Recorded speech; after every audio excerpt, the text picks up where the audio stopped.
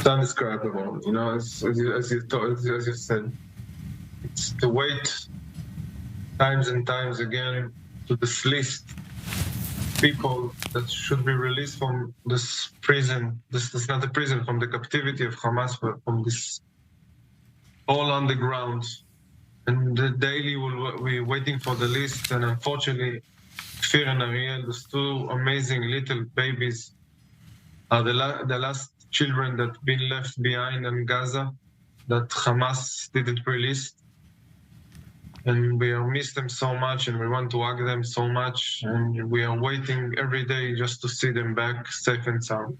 Yeah, and this perhaps it's important to remind ourselves, because it feels so long ago, but it was just last week, this mechanism of lists and hostages being released day in, day out, and you were waiting every day to see the names of your family on those lists, and it did not happen.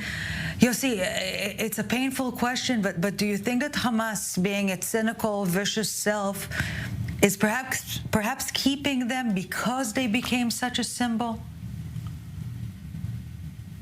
You played the picture of them and the movies of them.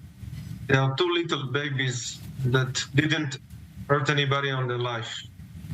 This terrorists from Hamas are not afraid of them. There was no reason for them to kidnap them. It's not that the terrorists that went in near Oz was afraid that Kfir may be going to attack them, or Ariel may be going to attack them. They are vicious and bad, and they decided to take them, to kidnap them, even though they know that they're endangering their life, that they've been all underground. Kfir was only 9 months old when he was kidnapped. He's almost 11 months old right now, almost 60 days. We don't want him to celebrate his first birthday underground in Sam O. He's supposed to start walking right now. He's supposed to eat formulas. He's supposed to, his first teeth are going out, and he's suffering. He needs this medical care. He needs somebody to take care of him. We don't know if they've been separated from Shiri or not.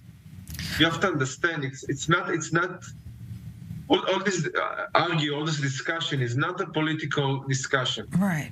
Those are babies. Those are innocent babies that have been held by those Satan of terrorists, and they're not a bargain. They're not like a peon in some kind of a game. They're not a playing card. They're children that needs to come back and feel and be free and play and do whatever children are supposed to do. Well, Yossi, you've mentioned the Red Cross, and you have been in touch with many international organizations and entities and figures in those past 8 weeks. Unbelievable 8 weeks. Is anyone offering concrete help, at least in facilitating access of the Red Cross to have a better understanding on their state? I'm personally ashamed that there is a company like the Red Cross, an organization like the Red Cross, is coming to Israel to check the safety of the prisoners that live inside the jail in Israel. Those prisoners are eating 4 or 5 meals a day. They're taking showers every day. They do degrees while they are in jail. They get in 5-star hotel convenient treatment. Between that, our children didn't see the daylight for the last almost 60 days. They eat. The kidnapped people that came back to Israel say that they sometimes eat just 1 piece of bread a day. They didn't take a shower. They came with skin diseases and very hard health problems. Yeah. So think about the still little kids, how they're supposed to survive in these conditions. And the Red Cross doesn't care. He just doesn't care. He's acting like an anti-Semitic organization that doesn't care about our people. Yossi, what are you hearing? You've mentioned that the hostages that were released provided at least some information on those who were left back. Have you learned anything from them? Are you hearing anything from the IDF, from the Israeli leadership? We don't know anything about our family. We just know that they've been held in a very bad conditions. We know that some of them went through hell, and we can only imagine how Shirin, the Kfir and Ariel are feeling right now. Yeah. As you spoke before, we've got a movie from Yarden last week. A very, very hard movie to watch. With the psychological game that they played with him and with us. Right. And they're doing whatever they can to hurt us, even though they are far away from us. They're still making sure that people in Israel will suffer. And they're using babies in this game. They're just using innocent babies in this game.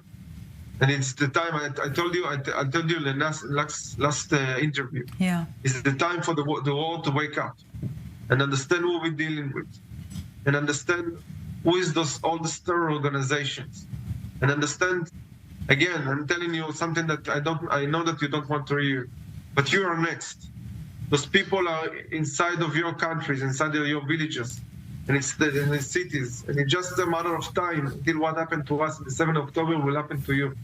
So it's really the time for you to wake up and stop judging and blaming Israel for the things that are happening right now in Gaza. And you need to know that there is no country in the world that will agree to the thing that happened to us. And if there was any other country that's been hurt like we did, wasn't exist right now. So you need to appreciate Israel for being so humanitarian, so taking care of the citizens of Gaza that try not to hurt them. And yeah, I can't even imagine what we are feeling right now. I'm so heartbreaking for my family. She has only one sister that I'm glad to say that she survived this day. Yeah. And she's here alone. Her parents been murdered. Her only sister been kidnapped. Her two nephews been kidnapped. Her brother-in-law been kidnapped. It's 3 generations of her family that disappeared from her life. 3 generations.